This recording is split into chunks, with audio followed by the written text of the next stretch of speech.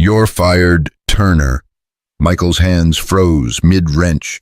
Behind him, his 7-year-old daughter, Emily, stood in the garage doorway, her backpack dragging on the oil-stained floor. She'd just gotten off the school bus. She'd just heard everything. And across town in a office tower, Michael couldn't even imagine the woman he'd helped 3 days ago was about to make a phone call that would flip his entire world upside down. But right now, all he could think was, how do I tell my little girl, we just lost everything, Daddy, that lady's going to freeze. We can't. But you always say, I know what I say. Michael's knuckles were white on the steering wheel. The fuel gauge read empty, actually past empty. They were running on fumes and prayers. The heater had died somewhere around mile marker 32, and his fingers were numb. He was 23 minutes late for work. Frank had already called twice. The second time, he hadn't left a message. That was never good. "Daddy, please?" The Bentley sat crooked on the shoulder hazards, blinking. Michael could see someone moving inside. He thought about Rachel, about what she would say, about the promise he'd made at her funeral. Always help people, Mike, even when it hurts. Especially when it hurts. He pulled over. Stay in the car. But, Emily, car, now. His boots hit the snow and immediately soaked through. Cheap boots, Walmart clearance. He grabbed his tool bag from the trunk and prayed the Honda would start again when this was over. The woman climbed out of the Bentley like she'd never been cold a day in her life. Then Michael saw her face, pale, scared, real. "Thank God, I've been here 40 minutes. My phone died and nobody stopped and I don't know what's wrong and—" "Pop the hood." "What?" "Your hood. Pop it." She fumbled with the latch. Michael lifted the hood, and there it was. Serpentine belt snapped clean through. "How bad is it?" "You need a new belt." "Can you fix it?" "I can get you to town. After that, you need a real shop." "You're not a real mechanic." Michael looked at her. "Lady, I'm the realest mechanic you'll ever meet. I just don't have a Bentley dealership in my back pocket right now." She laughed, surprised. "I'm Susan." "Michael, that's Emily in my car. Don't mind her, she's nosy." "I heard that." Emily's voice came muffled through the Honda's window. "You were supposed to," Michael yelled back. Susan smiled, genuine this time. "Can she sit in my car while you work? It's warmer." "You don't have to. I insist." Emily was already out of the Honda and climbing into the Bentley before Michael could argue. Through the windshield, he watched his daughter's face light up. Heated seats. Probably the first time in her life she'd been truly warm in winter. His phone buzzed. Frank, again. Michael declined the call and got to work. His fingers were so numb he could barely feel the zip ties. The wind cut through his jacket like it wasn't even there. $40 jacket. Same clearance rack as the boots. Behind him he could hear Emily chattering away inside the Bentley. And then Mommy got really sick and she couldn't get better and Daddy says she's in heaven now, but sometimes I think heaven is just what grown-ups say when they don't want to talk about sad things. Michael's chest tightened. He yanked the zip tie harder than he meant to. "I'm so sorry, sweetheart." Susan's voice soft through the glass. "That must be very hard. It's okay. Daddy says we have each other and that's enough. Do you have kids?" "No." "Why not?" "Emily," Michael called out. "What did I say about personal questions?" "You said don't ask them. So why are you asking them?" Silence. Then Susan's voice. "It's okay. The truth is, I never found the right person." "Oh, that's sad." "Yeah, it kind of is." Michael finished the belt, makeshift, temporary. Would get her maybe 20 miles if she was lucky. He slammed the hood. "Try it." The Bentley roared to life. Emily clapped her hands. Susan stared at him through the windshield like he'd just performed a miracle. She got out, leaving the car running. "What do I owe you?" "Nothing." "I can't." "Sure you can. Get to a real shop before this fails. You've got maybe 20 miles. At least let me give you something." "Lady, I just lost 25 minutes I don't have. The best thing you can give me is to get yourself somewhere safe so I don't worry about you later." Susan stared at him. Then she pulled out a business card. Heavy stock, embossed, pushed it into his hand. just in case. Michael glanced down. Susan Wright, CEO, Orion Motors. His brain short-circuited. You're kidding. Nope. Orion Motors, the Orion Motors. Is there another one? Emily tumbled out of the Bentley. Daddy, Miss Susan's office is so tall you can see clouds. That's great, baby. Car, now. After they pulled away, Emily wouldn't stop talking. The heated seats, the real wood dashboard, how Miss Susan smelled like flowers. Michael made it to work 41 minutes late. Frank was waiting by the time clock, arms crossed, face like stone. My office, now. Michael followed him past the other mechanics. Nobody met his eyes. That was bad. That was really bad. Frank closed the door. Sit.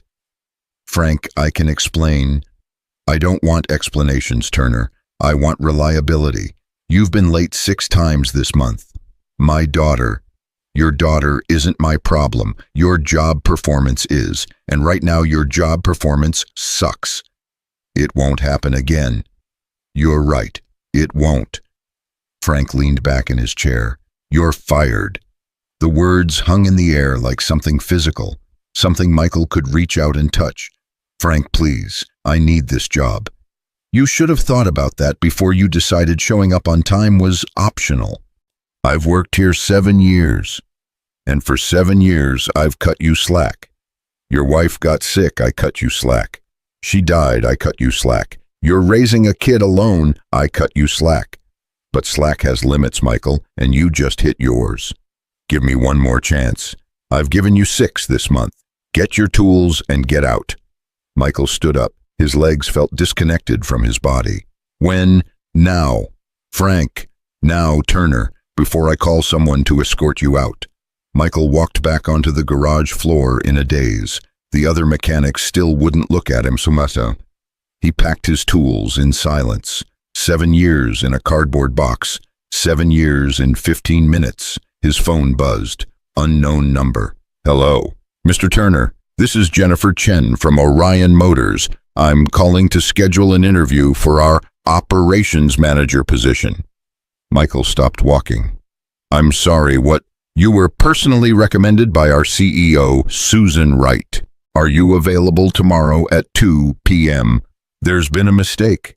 No mistake, Mr. Turner. Ms. Wright was very specific.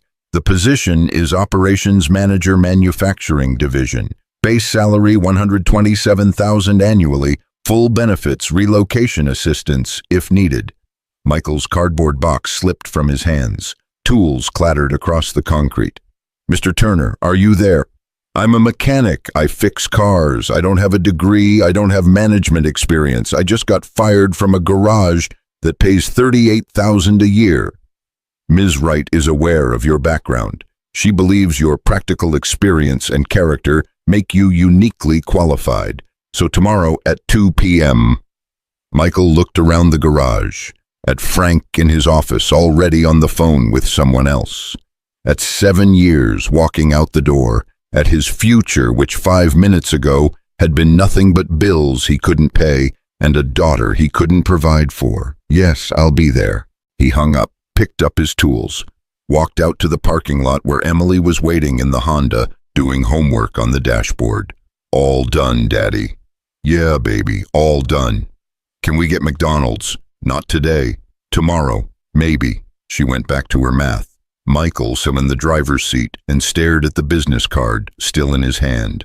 Susan Wright, CEO. The woman he'd helped.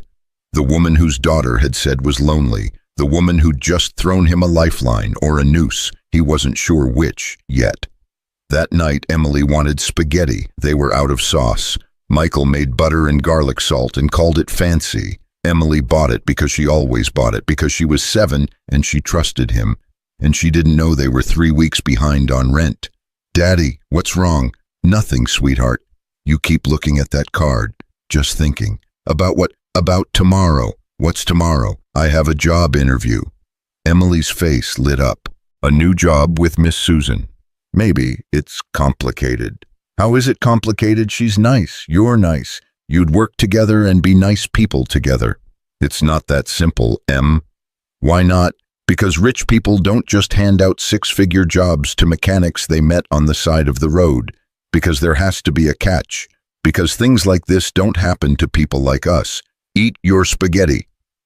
At midnight, Michael was still awake, staring at the ceiling, doing math in his head. 127,000. After taxes, maybe 90,000. Divide by 12, 7,500 a month. Their rent was 900. After rent, 6,600. After utilities, 6,000. After food, 5,000. After everything else, maybe 4,000 left over. $4,000 a month. More than he made in 3 months now, was making. Past tense. He didn't have a job anymore. His phone rang. 12:47 a.m. Unknown number. Hello, Mr. Turner. This is Margaret from County General Hospital. Your daughter Emily was brought in by ambulance. Michael was out of bed before she finished the sentence. No, not Emily. Not her. Please God, not her. He made it to the hospital in 11 minutes, ran 3 red lights, didn't care. The nurse at the desk pointed him to pediatrics. Room 304. Emily was sitting up in bed, looking small and pale, but alive. Alive. The relief hit him so hard he nearly collapsed. Daddy. What happened? I'm okay. I just got really hot, and then I got really cold, and Mrs. Chen heard me crying, and she called 911. Mrs. Chen was their neighbor, 73, babysat Emily when Michael worked late, except he didn't work late anymore because he didn't work at all. The doctor came in, young, tired, sympathetic. Mr. Turner, I'm Dr. Patel. Emily's going to be fine. She spiked a fever, hit 104, but we've got it under control now. Looks like a bad case of flu. Can I take her home? I want to keep her overnight for observation. Make sure the fever doesn't come back. How much is that going to cost? Dr. Patel hesitated. Do you have insurance? I did, until about 8 hours ago. I see. Well, let's focus on getting Emily healthy first. We can work out the billing later. Translation. It was going to cost a fortune. Michael sat down in the chair beside Emily's bed, took her hand.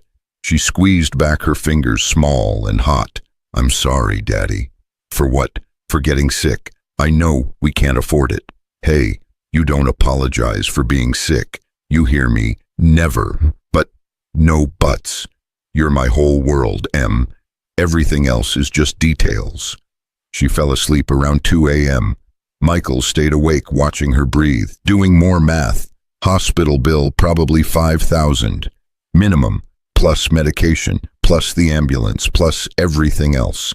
And now he had a job interview tomorrow for a position that could change everything, if he didn't screw it up. At 6 a.m., Emily woke up. Fever down, color better. Dr. Patel discharged them at 8. Michael drove home, got Emily settled with Mrs. Chen, then sat in his bathroom staring at his only suit, the one from Rachel's funeral, mothballs and memories. He put it on. The Orion Motors building rose up out of the city like something from a different planet. Michael parked his Honda between a Tesla and an Audi and felt like an imposter. His suit smelled like death, and his daughter was sick, and he had maybe $300 in his checking account, and this was insane. He went inside anyway. Security sent him to the 47th floor. The elevator was glass. He could see the whole city dropping away beneath him. Emily would love this. If he got the job, maybe he could bring her here, show her that sometimes impossible things happen. The doors opened. Susan was waiting, not at a desk, not in an office. Just standing there in the hallway like she'd been watching the elevator numbers tick up. Michael, you came. I almost didn't. What changed your mind? My daughter spent last night in the hospital with a 104-degree fever, and I don't have insurance anymore, and I'm about to lose our apartment, and honestly, I've got nothing left to lose. Susan's face shifted. Is she okay? She will be. The insurance. I got fired yesterday, about 2 minutes before your recruiter called, actually. Timing's funny like that. I'm sorry. Don't be. That garage was killing me anyway. Just slowly. Susan gestured down the hallway. Come on, let's talk. They walked past offices with glass walls and people in expensive clothes. Michael felt every eye on him, the guy in the funeral suit, the guy who didn't belong. Susan led him into a conference room, big table, big windows, big everything. She sat down across from him, not at the head of the table, across, equal. Let me tell you what I saw on Route 47, she said. I saw a man who was late for work, probably broke, definitely stressed, who still stopped to help a stranger, a man who worked in the freezing cold with numb fingers and didn't ask for a penny, a man whose daughter is so kind and joyful that she spent 20 minutes teaching me how to count in Spanish because she thought I might need it someday. She's something else. She's amazing, and she's amazing because of you. No, she's amazing because of her mother. I'm just trying not to screw it up. You're not screwing it up. You should have seen the hospital bill coming. Susan smiled, sad. Money can't solve everything, Michael. I know that better than anyone. It can solve a lot, though. True. She leaned forward. Here's the thing. I run $1 billion company. I have 6,000 employees. I make decisions every day that affect thousands of lives. And you want to know what I learned in 20 years of doing this? What most problems aren't complicated. They're just dressed up to look complicated. Strip away the jargon and the PowerPoints and the consultant reports, and it all comes down to one question: what's actually broken and how do we fix it? Okay, you've been answering that question your entire adult life. Every engine you've ever diagnosed, every repair you've ever made. You see a problem, you identify the cause, you fix it. That's all management is, just on a bigger scale. Running a manufacturing division isn't the same as fixing a water pump, isn't it? A manufacturing line is just a really big engine. Parts go in one end, product comes out the other. When it breaks, you diagnose and repair. You've been doing that for 15 years. With cars, with systems, it's all systems, Michael. Cars, factories, companies, same principles, different scale.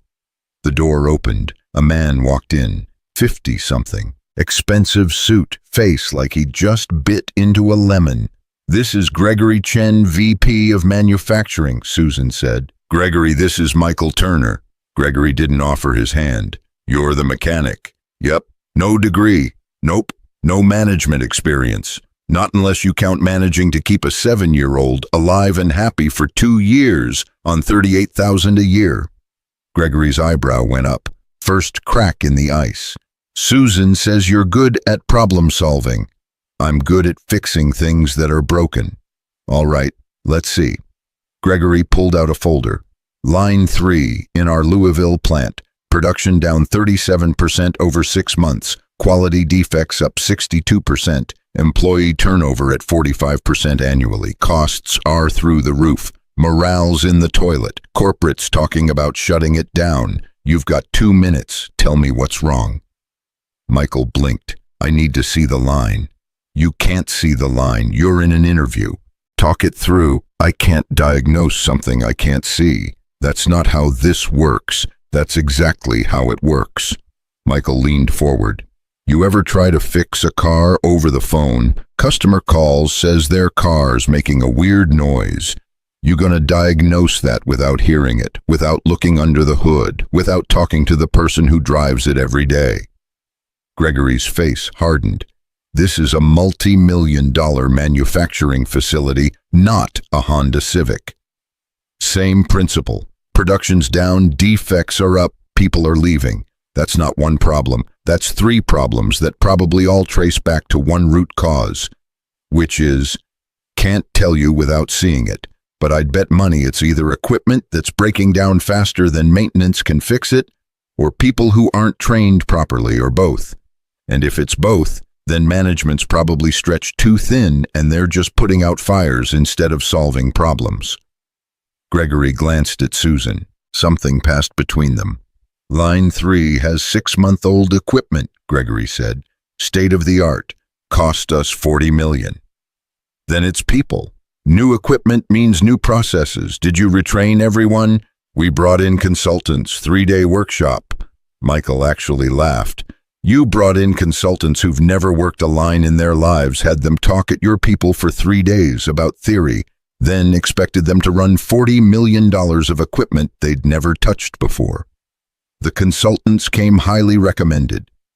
I don't care if they came from Harvard. You can't learn to run a line from a PowerPoint. You gotta get your hands dirty. You gotta break things and fix them and break them again. 3 days isn't training. 3 days is hazing. Gregory's jaw tightened. So what would you do? Shut down line 3 for 2 weeks. Full stop. Pull every operator off the floor and put them through real training.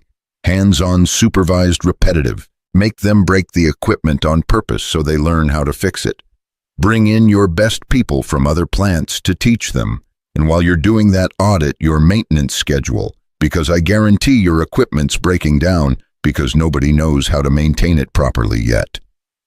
That would cost us 2 weeks of production. You're already down 37%. You're already losing money. 2 weeks of downtime to fix it permanently is cheaper than 6 more months of bleeding out slowly. Silence. Gregory looked at Susan. Susan looked at Michael. When can you start? She asked. Michael's brain stalled out. Wait, what? You're hired. Pending background check, drug test, normal HR stuff. But you're hired. Just like that. Just like that. Gregory stood up, offered his hand this time. Welcome to Orion Motors, Mr. Turner. Don't make me regret this. Michael shook it. I'll do my best not to. After Gregory left, Susan walked Michael to the elevator.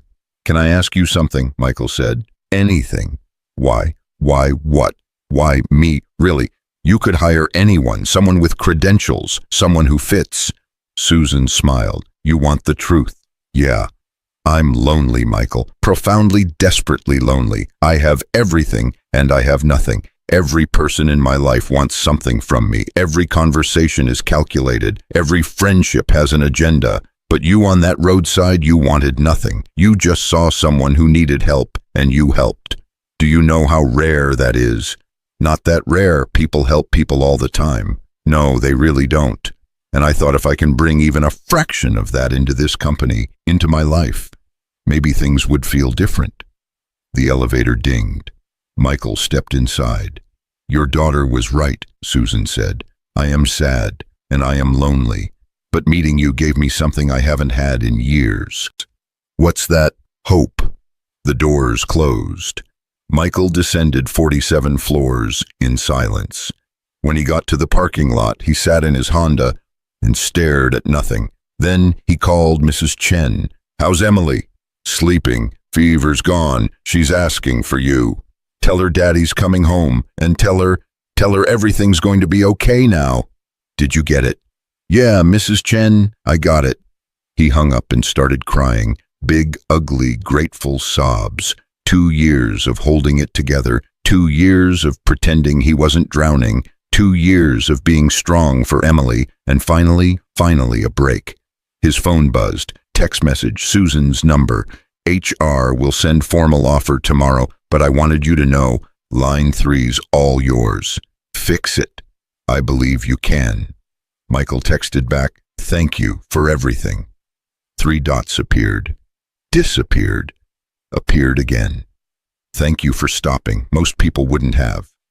Michael sat in his car for another 20 minutes. Then he drove to the hospital, walked straight to billing and asked how much he owed for Emily's emergency room visit. $4, $8.47, Mr. Turner. Can I make payments? Of course, we can set up a plan. No, I mean, I'll pay it now, but I don't get paid until next month. Can I come back in 3 weeks? The billing clerk looked at him funny. Sir, we can wait 3 weeks. Good, because in 3 weeks, I'm paying this off in full. He went home. Emily was awake eating crackers in front of the TV. When she saw him, she jumped up. Daddy, I feel better. He scooped her up, held her tight, breathed in her kid shampoo smell. Guess what, baby? What? Daddy got the job. The one with Miss Susan. Yeah, the one with Miss Susan. Does that mean we can get McDonald's? Michael laughed. Yeah, we can get McDonald's. Tomorrow, tonight, right now, whatever you want. They got in the Honda, drove to McDonald's. It's Emily ordered a Happy Meal and ate every bite. Her fever finally broken, her smile finally back.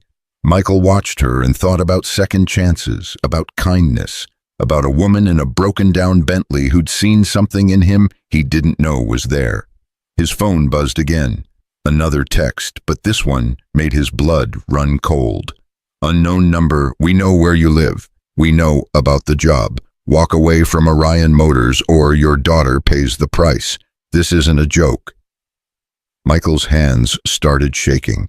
Emily looked up from her French fries. Daddy, what's wrong? He forced a smile. Nothing, baby. Everything's fine. But everything wasn't fine. Everything had just gotten very, very complicated. Michael stared at the text until the words blurred. Emily was still eating her fries, humming some song from school, completely unaware that someone had just threatened her life. His first instinct was to grab her and run, pack what they could carry, and disappear. But run where, with what money, and for how long? He deleted the message, hands shaking so badly he almost dropped the phone. Daddy, you're not eating. Not hungry, baby. You always say we can't waste food. You're right. I'll eat at home. The drive back to their apartment took forever. Michael checked the rearview mirror every 30 seconds, looking for what he didn't know. A car following them. Someone watching. The whole city suddenly felt dangerous. Mrs. Chen was waiting on their front steps when they pulled up. Mr. Turner, thank goodness. A man was here looking for you. Michael's blood went cold. What man? I don't know, 40-something, nice suit. Said he was from your new job, wanted to confirm your address for HR paperwork. What did you tell him? Nothing. I don't give out information about my neighbors. I told him to call you directly. Good, that's good. Thank you, Mrs. Chen. Inside, Michael locked every window, checked every lock twice, put a chair under this doorknob like that would actually stop anyone. Emily watched him from the couch, her eyes getting wider. Daddy, you're scaring me. Sorry, baby, just being careful. Careful about what? Nothing. Go brush your teeth. After Emily fell asleep, Michael sat in the dark living room with his phone.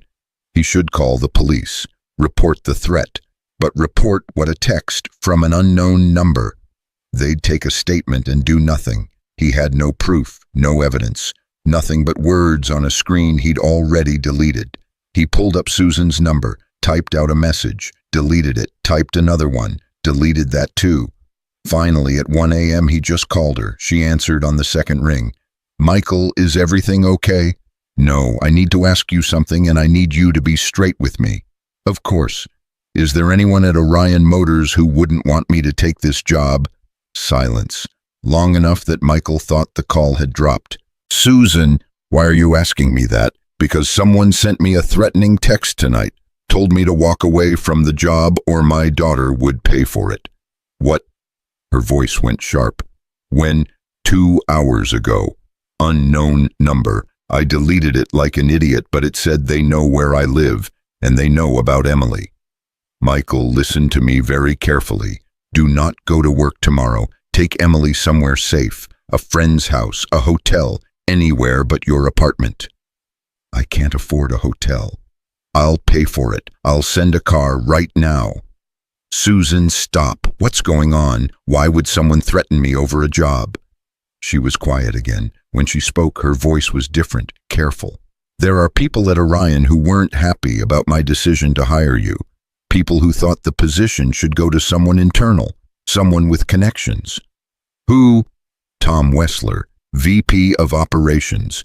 He's been with the company 22 years. He recommended his son-in-law for the position. When I chose you instead, he was furious. Furious enough to threaten a 7-year-old. Tom's a bully, always has been, but threatening a child, that's not his style. Then who? I don't know, but I'm going to find out. In the meantime, please just stay somewhere else tonight. Michael looked at Emily's closed bedroom door. I can't run every time someone sends a text. If I do that, I'm running forever. This isn't about pride. It's not about pride. It's about teaching my daughter that we don't let fear make our decisions. Michael, I'll be at work tomorrow. If someone has a problem with that, they can say it to my face." He hung up before she could argue. The next morning, Michael dropped Emily off at school early, talked to the principal about updating the pickup authorization list. Only he and Mrs. Chen were allowed to get Emily. Nobody else, not even if they had a good story. The principal looked concerned. "Mr. Turner, is everything all right? Just being cautious. Can you make sure Emily doesn't leave school grounds at all today? Not even for recess? We can keep her inside if you'd like. Please." At 8 a.m., Michael walked into Orion Motors for his first official day. Security gave him a badge, temporary, red instead of blue like everyone else's. The elevator ride to the 47th floor felt longer than yesterday. Susan was waiting. "You came. I said I would. We need to talk. After. Right now I need to meet my team." She studied his face. "You're sure about this?" "No, but I'm doing it anyway."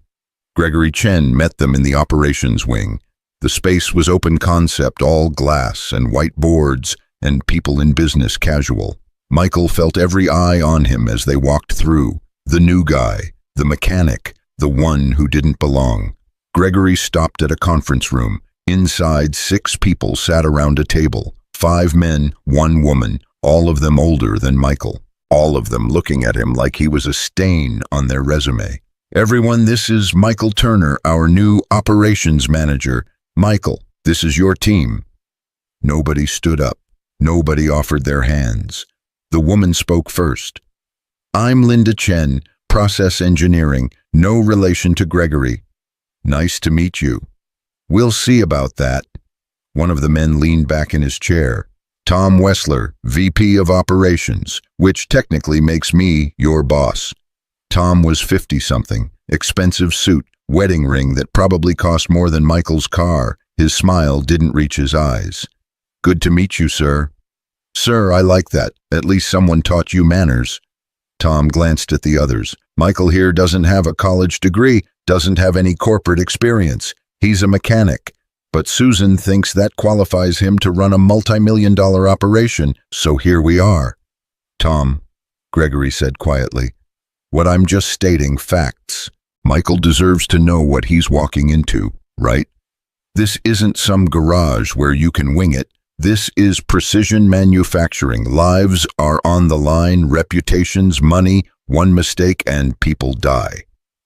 Michael held Tom's gaze. "Good thing I don't make mistakes then." "Everyone makes mistakes. Not with cars I work on, because when I make a mistake with a car, people die. So I learned real early not to make them." Tom's smile tightened. "We'll see how long that confidence lasts." The meeting lasted 2 hours. Tom spent most of it explaining everything Michael already understood, but in the most condescending way possible. Talking slowly, using simple words, checking after every point to make sure Michael was following along. The others just watched. Nobody jumped to Michael's defense. Nobody challenged Tom. They just sat there, letting him twist the knife. When it finally ended, Michael walked back to his new office. Actual office.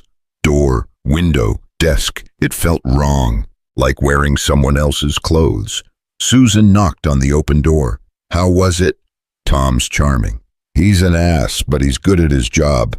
"Is he the one who sent the text?" "I don't know. I'm having our security team look into it. In the meantime, I've arranged for a private security firm to watch your apartment building, just as a precaution." "Susan, you can't." "Yes, I can, and I am. Your daughter's safety isn't negotiable."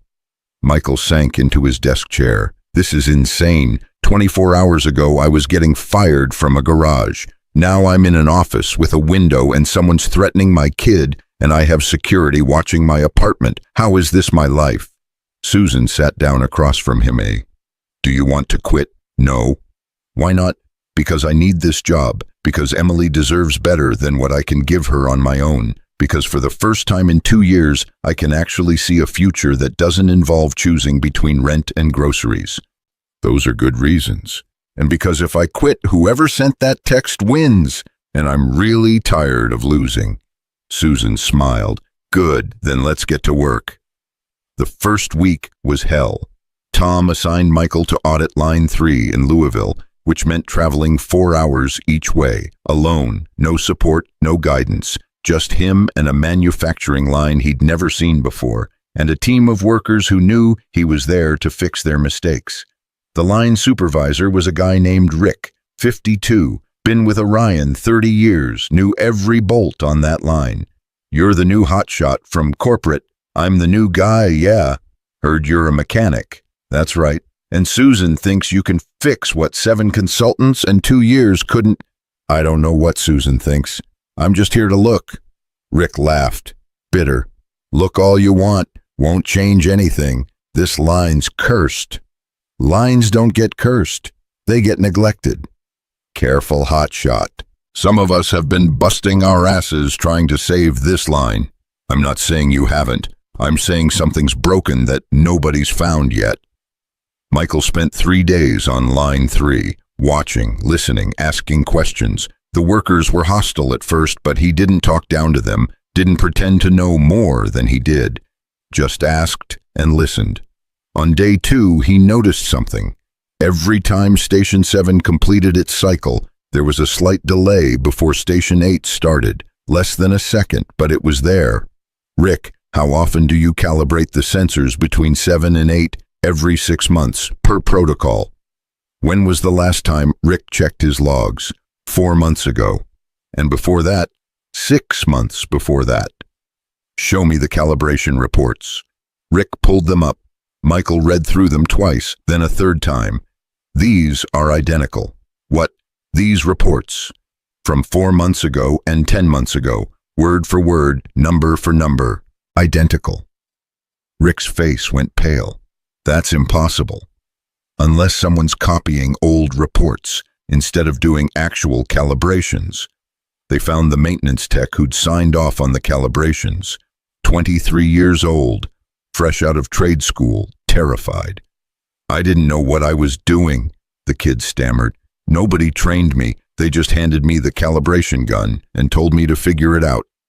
So I did what everyone else does. I copied last month's report." "Everyone else?" Michael looked at Rick.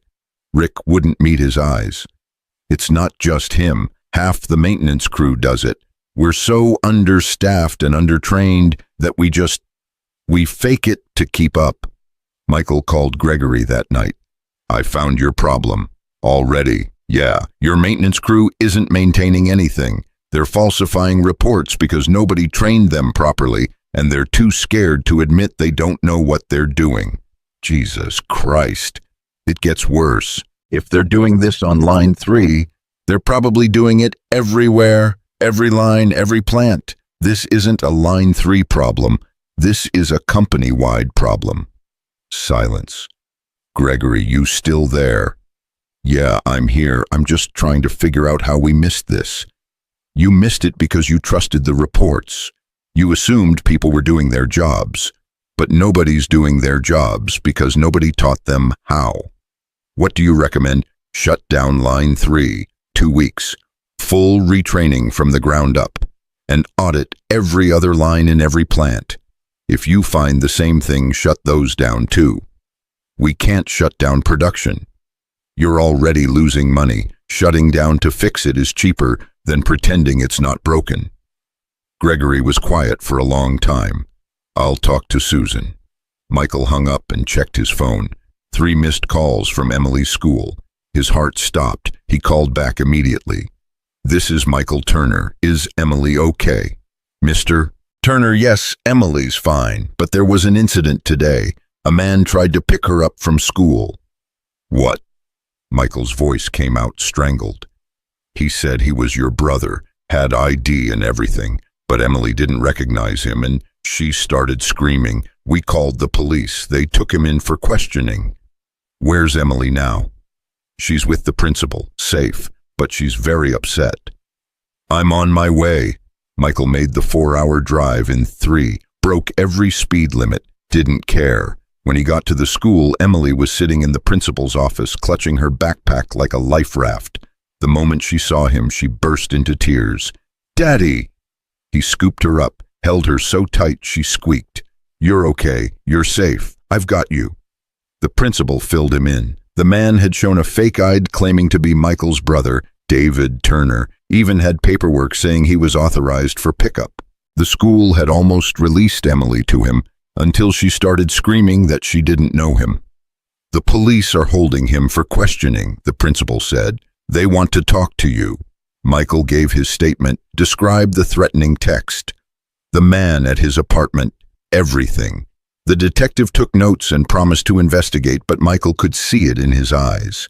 Without more evidence, there wasn't much they could do. That night, Michael didn't take Emily home. He packed a bag and drove to a hotel, paid cash, registered under a fake name, paranoid maybe, but his daughter was alive and that's all that mattered. Emily fell asleep around 9. Michael sat by the window watching the parking lot phone in his hand. At 11, Susan called. "I heard what happened." "How?" "Gregory told me, Michael, this has to stop. Whoever's doing this, they're escalating." "I know. Let me help. I have resources, security, investigators, whatever you need. What I need is to know who's doing this and why." "I'm working on it. In the meantime, I've arranged for a security detail. 2 guards, 1 at Emily's school, 1 at your apartment." "Susan, this isn't negotiable. Your daughter was almost kidnapped today. I'm not taking any more chances." Michael closed his eyes. "Thank you. Don't thank me, just stay safe." After she hung up, Michael got another text. Same unknown number. "You should have walked away. Last warning. Next time we won't fail." Michael's hand shook. He wanted to throw the phone across the room, wanted to scream, wanted to grab Emily and run and never look back. Instead, he texted back, "Come after my daughter again and I'll bury you." 3 dots appeared, then disappeared. No response. The next morning, Michael drove Emily to school with a security guard following in a black SUV. At the school entrance, another guard was waiting. Ex-military, professional. The kind of guy who could break someone in half without blinking. "Mr. Turner, I'm Marcus. I'll be here all day, every day. Nobody gets near your daughter without going through me." Emily looked up at Marcus wide-eyed. "Are you a superhero?" Marcus smiled. "Something like that." At Orion Motors, Susan was waiting in Michael's office. "We need to talk. About Tom Wessler and why he's been making inquiries about you." Michael sat down. "What kind of inquiries?" "Background checks, financial records, Emily's school enrollment. He's been digging into your entire life." "That's legal." "Technically, yes. He's VP of operations. He can request background checks on new hires, but this goes beyond standard protocol. He's looking for something." "For what?" "Leverage, dirt, anything he can use to discredit you." "Why does he care this much?" Susan leaned against the desk. "Because I chose you over his son-in-law, and Tom doesn't lose gracefully. He sees you as a threat." "I'm not a threat. I'm just trying to do my job."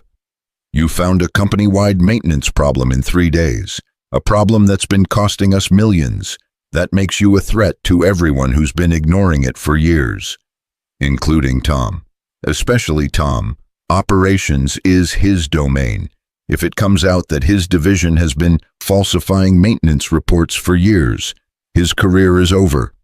Michael rubbed his face. "So he's trying to destroy me before I can destroy him." "That's my theory." "And the threatening text?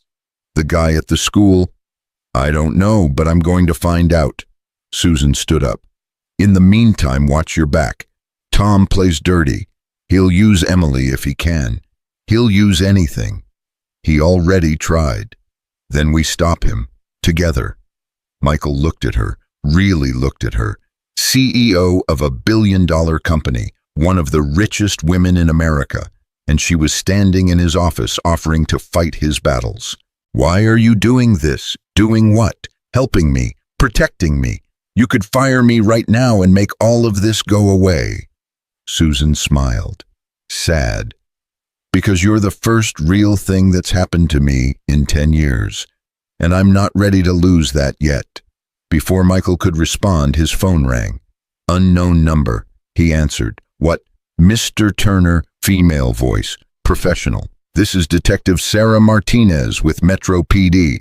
We questioned the man from Emily's school. He's willing to talk, says he has information about who hired him, but he'll only talk to you.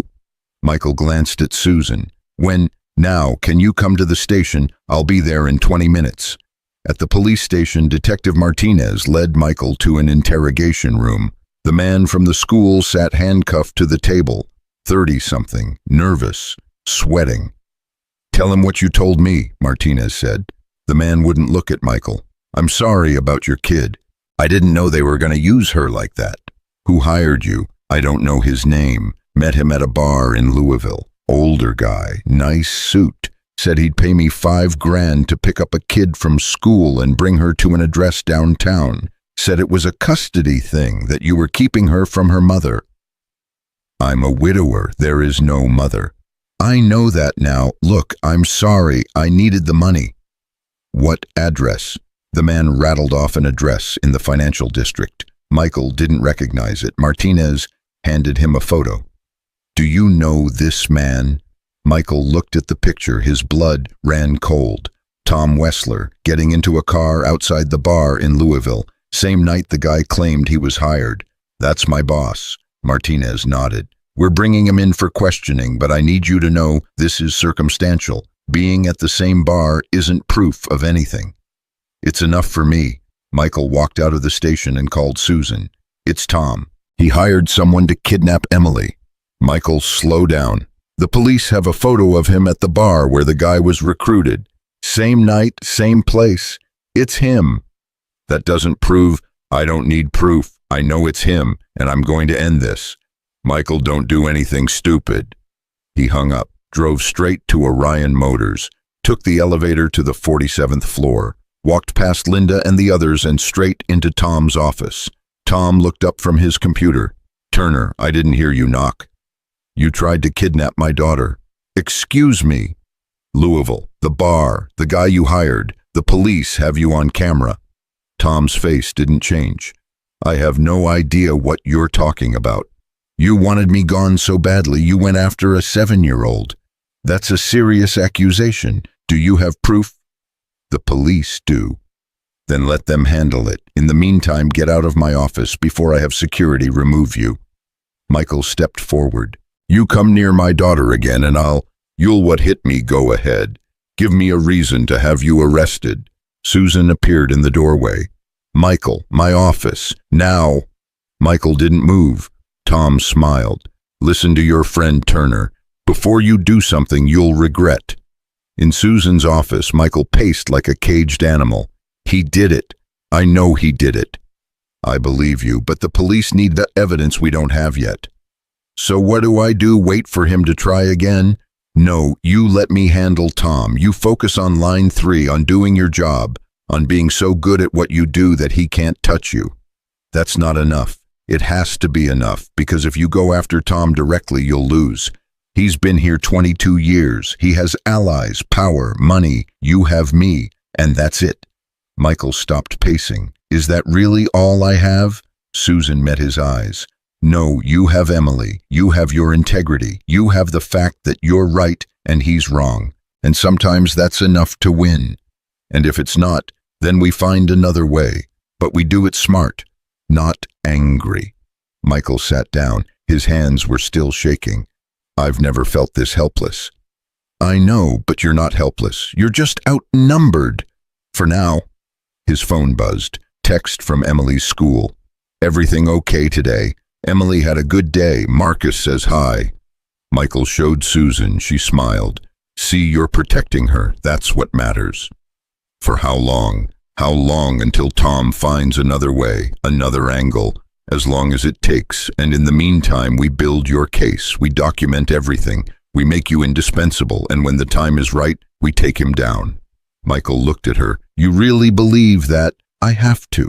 Because the alternative is letting him win. And I'm not willing to do that." That night, Michael picked up Emily from school. Marcus walked them to the car. "Quiet day, Mr. Turner. No incidents." "Thank you." At home, Emily did her homework while Michael made dinner. Spaghetti again. This time with actual sauce because he'd gotten his first paycheck. $17,000 after taxes, more money than he'd ever seen at once. Emily twirled her fork. Daddy, why is that man following us everywhere? He's just making sure we're safe.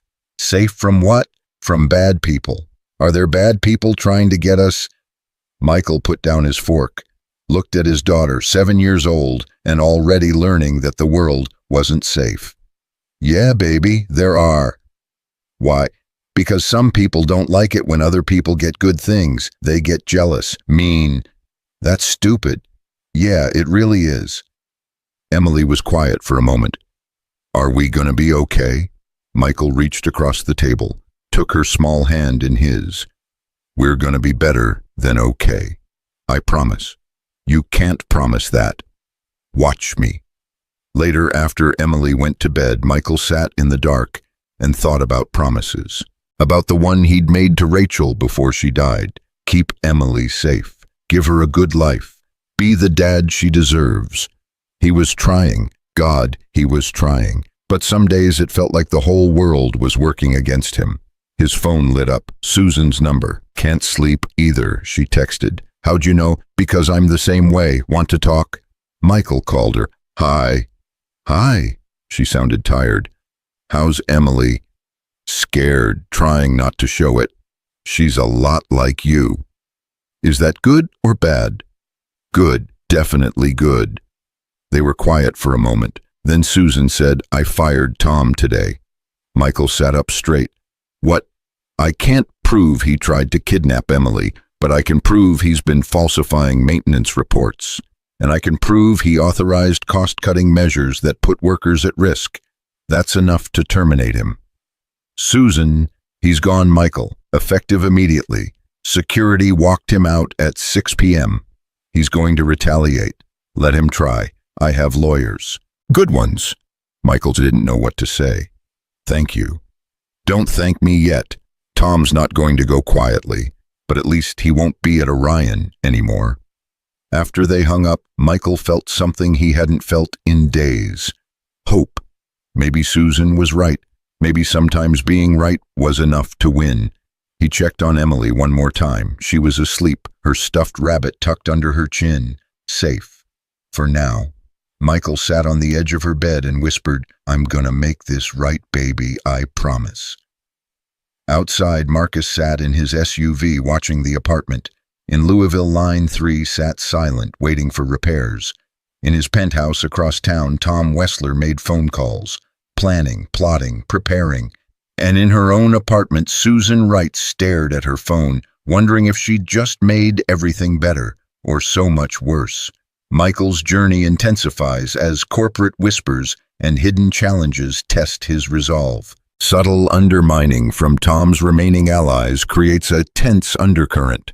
A critical system vulnerability emerges, threatening Orion's most anticipated launch. Michael's unconventional background becomes both his greatest weakness and unexpected strength. 2 weeks later, Line 3 roared back to life. Michael stood on the factory floor in Louisville, watching the newly trained crew run through their first production cycle. No delays, no errors.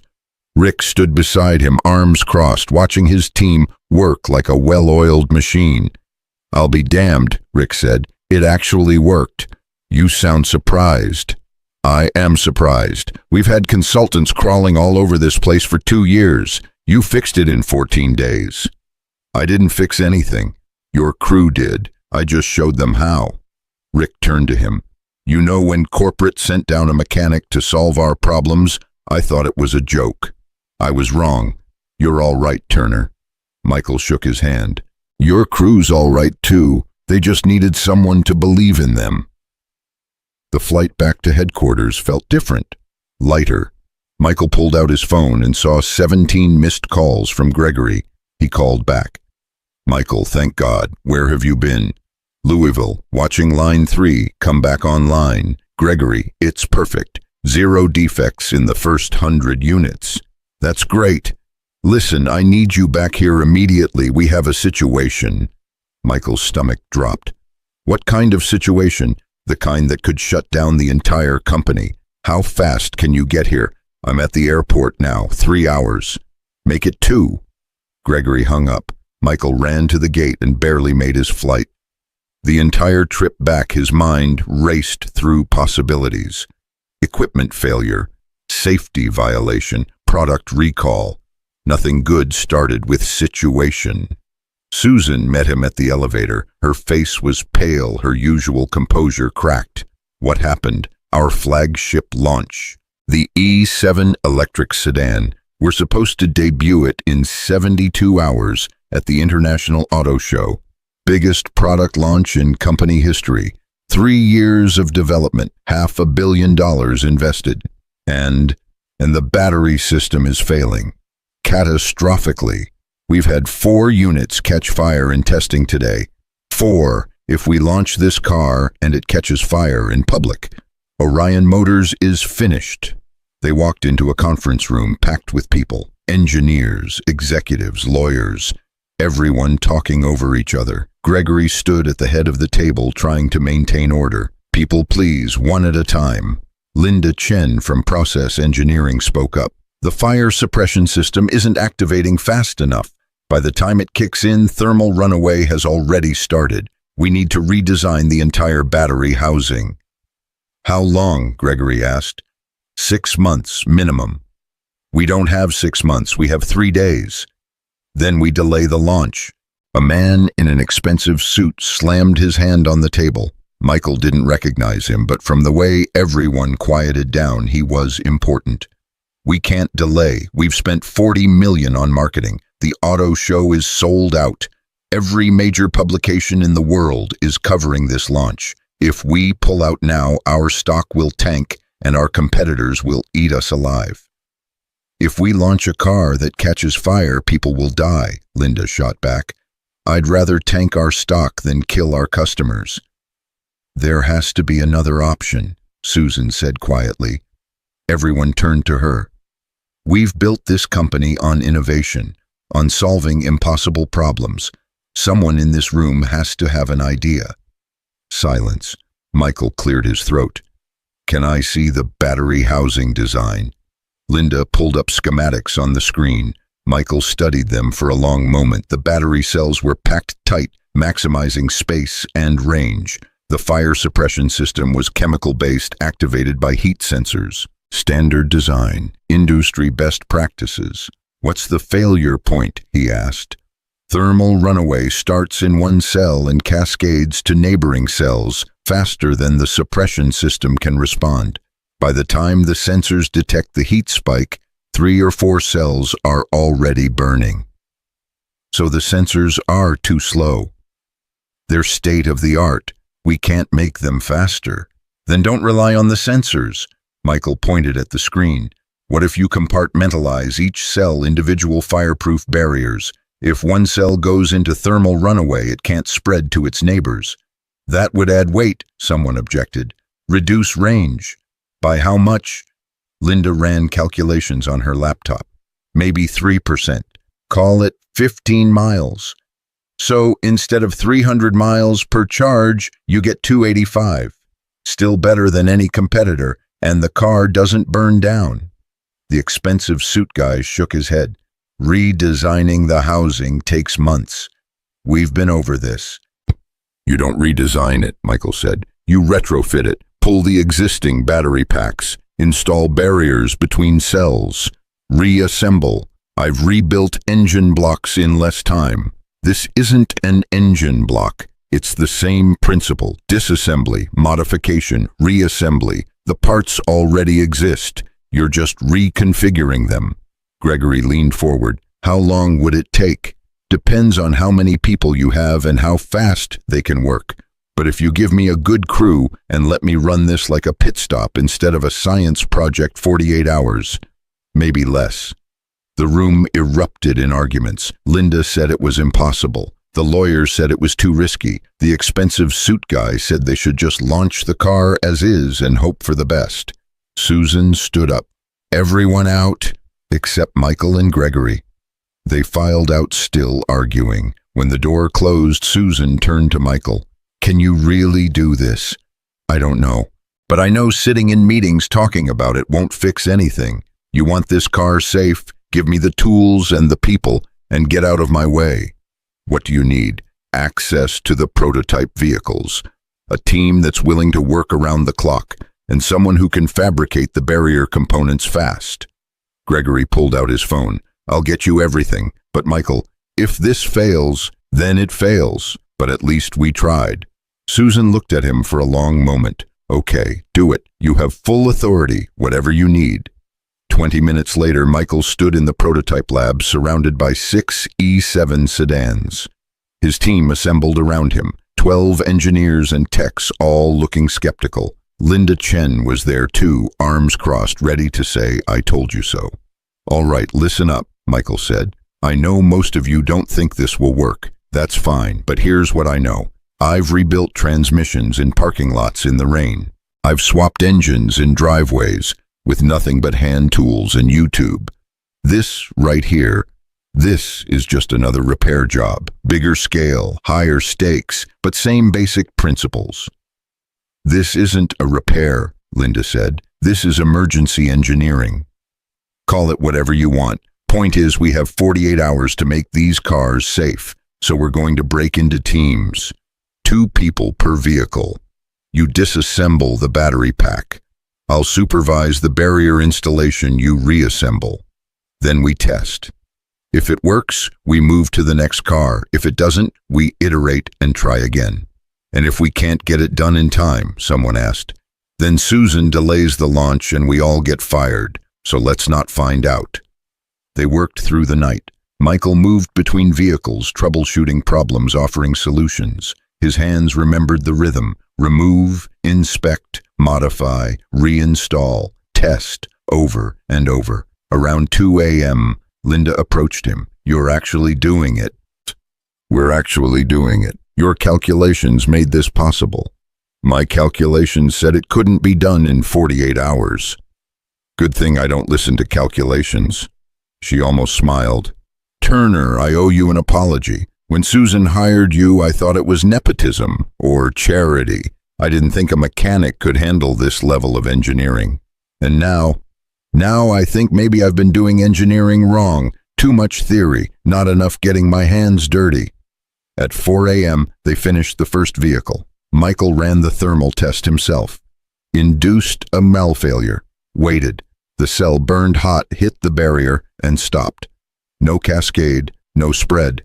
The fire suppression system kicked in and neutralized the single cell. The team erupted in cheers.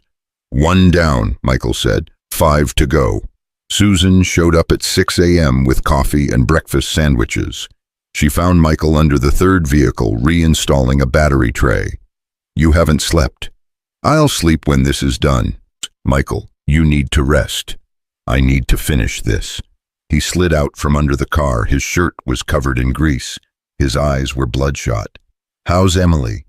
Marcus says she's fine. Went to school, had a good day. Good, that's good. Susan handed him a coffee. You're going to pull this off, aren't you? Ask me in 36 hours. By the second night, they were on the last vehicle. Michael's hands were shaking from exhaustion. He'd been awake for 43 hours straight, but the finish line was in sight. Gregory walked in at 11 p.m. Michael, go home. Get some sleep. Your team can finish this. I'm staying. You're barely standing. I'm fine. He wasn't fine. Around midnight, he nearly dropped a battery cell, caught it at the last second. Linda grabbed his arm. Turner, you're done. Go. We've got this. Linda, you taught us how to think like mechanics.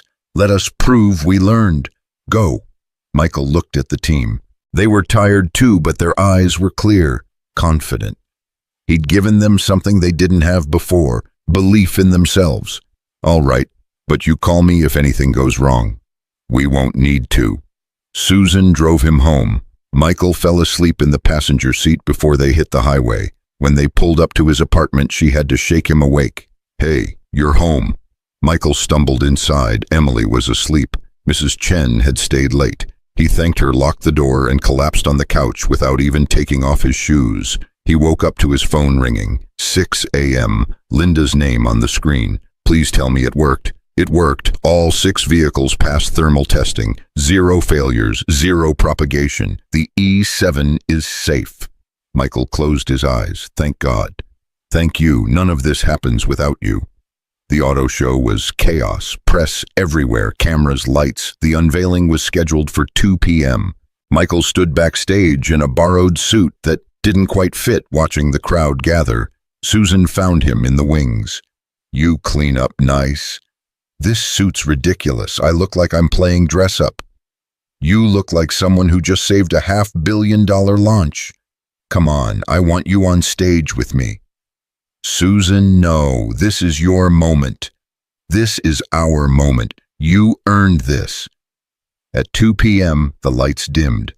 Susan walked on stage to thunderous applause. Michael stood just off stage, heart pounding. She gave her speech, talked about innovation, safety, the future of electric vehicles. Then she paused. But none of this would be possible without the incredible team at Orion Motors, people who work tirelessly to solve impossible problems. People like Michael Turner, our operations manager, who spent the last 48 hours ensuring this vehicle meets the highest safety standards in the industry. Michael, come out here. Michael froze. Susan gestured to him. The crowd was waiting. He walked on stage. The lights were blinding. Susan shook his hand. Tell them what you did. Michael looked out at hundreds of faces. Journalists, industry experts, competitors. He took the microphone. Hi, I'm Michael. I'm a mechanic. 3 weeks ago, I was fixing water pumps in a garage in a town you've never heard of. Now I'm here because someone took a chance on me. Someone believed that fixing cars and fixing companies aren't that different. You find what's broken. You figure out why. You fix it. That's what we did with the E7. We found a problem. We fixed it. And now you've got the safest electric vehicle on the market. He handed the microphone back to Susan. The crowd applauded. Not polite applause, real applause. Backstage reporters swarmed him, asking questions, taking pictures. Michael answered as best he could, feeling completely out of his depth. When it finally ended, he found Susan in her dressing room. You did great out there. I sounded like an idiot. You sounded real. That's better than polished. She looked at him. You know what you did right? You didn't just save a product launch. You saved the company. If those cars had failed, Orion would have been finished. Stock would have tanked. Lawsuits would have buried us. You prevented all of that. The team prevented it. I just pointed them in the right direction. Stop being humble. It's annoying. Michael laughed, actually laughed. Okay, fine, I'm awesome. Is that better? Much. Susan's expression softened. Michael, I need to tell you something. When I met you on that roadside, I was having the worst day of my life. I'd just found out my CFO was embezzling funds. My board was trying to force me out. I felt completely alone. And then this mechanic stops and helps me without asking for anything. It reminded me that good people still exist, that kindness still matters. Susan, let me finish. You changed my life that day. Not because you fixed my car, because you showed me what real integrity looks like. And watching you these past 3 weeks, watching you fight for your daughter, fight for this company, fight for people you barely know. You've restored something I thought was dead, my faith in humanity. Michael didn't know what to say. You gave me a chance when nobody else would. I'm the one who should be grateful. Then we're even. They stood there for a moment. Then Michael's phone rang. Emily's school. Mr. Turner, everything's fine, but Emily's running a fever. Can you come get her? On my way. He looked at Susan. I have to go. Of course, go. Family first. Michael picked up Emily from the nurse's office. She was pale and clingy. My throat hurts, Daddy. I know, baby. Let's get you home. That night he sat with her on the couch, watching her fever climb. 101, 102, 103. He gave her medicine, put a cool cloth on her forehead, sang her the songs Rachel used to sing. Around 10 p.m., his phone buzzed. A text from an unknown number. Congratulations on the launch, but you should know this isn't over. Tom sends his regards. Michael's blood went cold. He called Susan immediately. Tom's still coming after me. How do you know? I just got another text. Says this isn't over. Michael, Tom's gone. He can't touch you. He has allies. People who worked for him. People who think I stole his job. Susan was quiet. I'll look into it. In the meantime, stay vigilant. Emily coughed beside him. Her fever hit 103.5.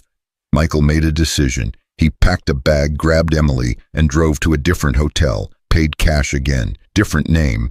In the room, Emily curled up in bed, shivering. Daddy, why do we keep leaving home? Just being careful, sweetheart. I don't like being careful. I like being home. I know. Soon. I promise. She fell asleep. Michael sat by the window watching the parking lot again. His phone buzzed. This time, it was Gregory. Michael, we have a problem. Someone leaked the battery housing modifications to the press. They're calling it a cover-up, saying we knew the E7 was dangerous and hid it. That's not what happened. I know that. You know that. But the story's out there now. Stocks dropping. Legals panicking. Susan's in an emergency board meeting. Who leaked it? We don't know, but whoever it was had access to engineering files, internal documents. It had to be someone at Orion. Michael closed his eyes. Tom, had to be. One last shot at bringing the company down. What do we do?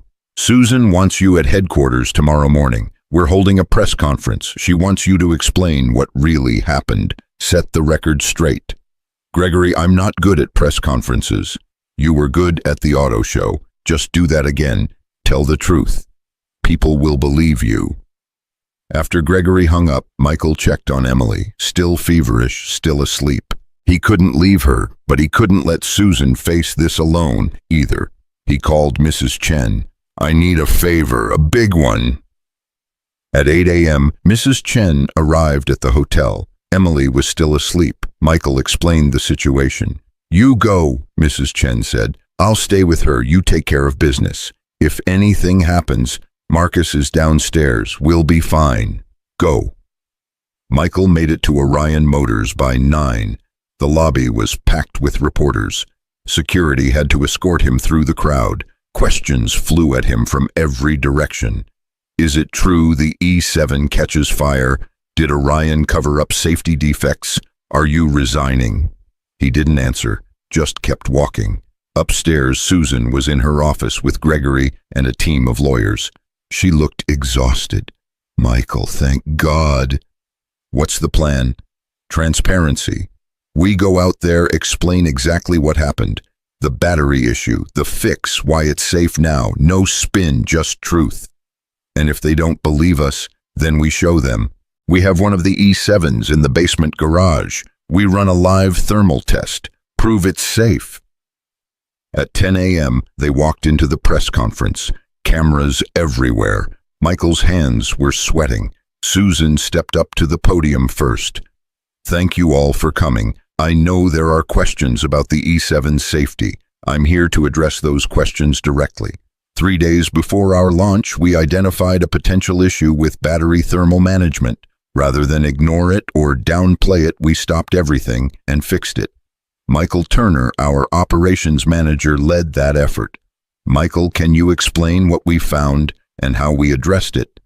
Michael stepped up to the microphone. His voice shook at first, but then steadied. We found that under certain failure conditions, a single battery cell could trigger thermal runaway in neighboring cells. Industry standard fire suppression wasn't fast enough to prevent cascade failure, so we added individual barriers between cells. Compartmentalized the system. Now if one cell fails, it's contained. Can't spread. We tested this extensively, ran every scenario. The E7 is safe. Safer than anything else on the market. A reporter stood up. But you only discovered this 3 days before launch. How can consumers trust that you didn't miss something else? Because we didn't stop looking. We're still testing, still monitoring. Safety isn't a checkbox, it's a commitment. And Orion's committed to building cars that protect the people inside them. Another reporter. Some are saying this was a cover-up, that Orion knew about the defect for months. Susan leaned into the microphone. That's categorically false. We discovered the issue during final testing and addressed it immediately. Anyone saying otherwise is either misinformed or deliberately spreading misinformation. Can you prove the car is safe? Michael looked at Susan. She nodded. Yeah, we can prove it. Follow me. They led the entire press corps down to the garage. One of the E7s sat under bright lights. Michael opened the battery compartment. This is a production unit, same specs as every E7 we're selling. Linda, can you set up the thermal test? Linda Chen connected sensors to a single battery cell. We're going to induce thermal runaway in this cell. Watch what happens. She activated the test. The cell heated rapidly, started smoking. Then the barrier kicked in, containing the reaction. The fire suppression system activated. 30 seconds later, it was over. One cell destroyed, all others intact. The reporters were silent. That's what happens in a worst-case scenario, Michael said. One cell fails, the car contains it. The driver stays safe. That's engineering, that's safety, that's Orion Motors. The press conference ended at noon. Michael checked his phone, 7 missed calls from Mrs. Chen. He called back immediately. What's wrong? Emily's fever won't break. It's 104.5. I'm taking her to the hospital. I'm on my way. He ran, didn't wait for the elevator, took the stairs. 47 flights, burst out into the lobby, and sprinted to his car. Susan caught up with him in the parking lot. Michael, wait. What happened? Emily, hospital. I have to go. I'm coming with you. You don't have to. I'm coming. They made it to the hospital in 15 minutes. Mrs. Chen was in the waiting room. They took her back. Dr. Patel's with her now. Michael paced. Susan sat beside Mrs. Chen. After 20 minutes that felt like 20 hours, Dr. Patel emerged. Mr. Turner, Emily's stable. It's pneumonia. We're admitting her for IV antibiotics and observation. Pneumonia. Her immune system's been under stress. Sometimes that happens when kids are dealing with anxiety or trauma. Has anything changed recently in her life? Michael almost laughed. You could say that. Well, she's going to be fine, but she needs rest. And she needs stability. Kids her age need routine, predictability. Can I see her? Of course. Emily looked so small in the hospital bed, IV in her arm, oxygen monitor on her finger, but when she saw Michael, she smiled. Hi, Daddy. Hi, baby. How do you feel? Tired, but Miss Susan's here. Susan had followed him in. She stood at the foot of the bed, looking uncertain. Hi, Emily. Hi. Did you see Daddy on TV? Mrs. Chen showed me on her phone. He looked really official. Susan smiled. He was very official, very impressive. He's always impressive. He's my dad. Michael sat on the edge of the bed. You scared me, Em. I'm sorry. I didn't mean to get sick. I know. It's not your fault. Emily looked at him seriously. Daddy, I don't like the hotels. I want to go home. Soon, sweetheart. When? Michael glanced at Susan. When it's safe. When will it be safe? I don't know. That's what you always say, but I'm tired of not knowing. I want to know when things will be normal again. Michael's throat tightened. Me too, baby. Me too. Susan stepped forward. Emily, can I tell you something? Okay. Your dad is the bravest person I know. He's fighting really hard to keep you safe and to make the world better. And sometimes when you're fighting that hard, things get messy for a while. But it won't be messy forever, I promise. Do you promise, or just regular promise? Promise. Emily considered this. Okay, I believe you. After Emily fell asleep, Michael and Susan sat in the waiting room. She's right, Michael said. She deserves normal, and I can't give that to her while Tom's out there plotting revenge. Tom's powerless now. Is he? He leaked those documents. He's still damaging the company, still coming after me. When does it end? Susan was quiet for a moment. When we stop reacting and start acting. When we go after him instead of waiting for the next attack. How? Leave that to me. You focus on Emily. I'll handle Tom. Susan, trust me. 2 days later, Michael was sitting with Emily in her hospital room when his phone buzzed. Susan's name. Turn on the news, Channel 7. Michael found the remote, flipped to Channel 7. The headline read, Former Orion executive arrested for corporate espionage. Tom Wessler's face filled the screen, handcuffed, being led out of his house. The reporter's voice, Tom Wessler, former VP of Operations at Orion Motors, was arrested this morning on charges of corporate espionage and attempted extortion. According to court documents, Wessler allegedly leaked confidential engineering documents to competitors and threatened employees after his termination last month. If convicted, he faces up to 20 years in prison. Michael stared at the screen. Susan's voice on the phone. I hired investigators. They traced the document leak back to Tom's personal email. Found evidence he'd been selling company secrets for months. The attempted kidnapping of Emily sealed it. He's done, Michael. He can't hurt you anymore. Michael closed his eyes. It's really over. It's really over. Emily looked up from her coloring book. Who was that? That was Miss Susan. She just told me some good news. What kind of good news? The kind that means we can go home soon and stay there. Emily's face lit up. Really, promise, promise, promise, promise. That night, after Emily fell asleep again, Michael stood at her hospital window and looked out at the city. Somewhere out there, Tom was in a cell. Somewhere out there, the E7 was hitting dealer lots. Somewhere out there, Line 3 was running perfectly. And here, in this room, his daughter was safe. His phone buzzed one more time. Susan, how are you holding up? I don't know. It doesn't feel real yet. It will. Give it time. Susan, I don't know how to thank you. You already did. You stopped on Route 47. That was enough. That was just being human. Exactly. And that's rarer than you think. They talked for another hour about Emily, about the company, about what came next. When they finally hung up, Michael felt something he hadn't felt in 3 weeks. Peace. The next morning, Dr. Patel discharged Emily. Michael signed the paperwork, gathered her things, and carried her to the car. We're going home, she asked. We're going home. Marcus was waiting at their apartment. All clear, Mr. Turner. I'll keep watch for another week, just to be safe, but it looks like your troubles are over. Thank you, Marcus, for everything.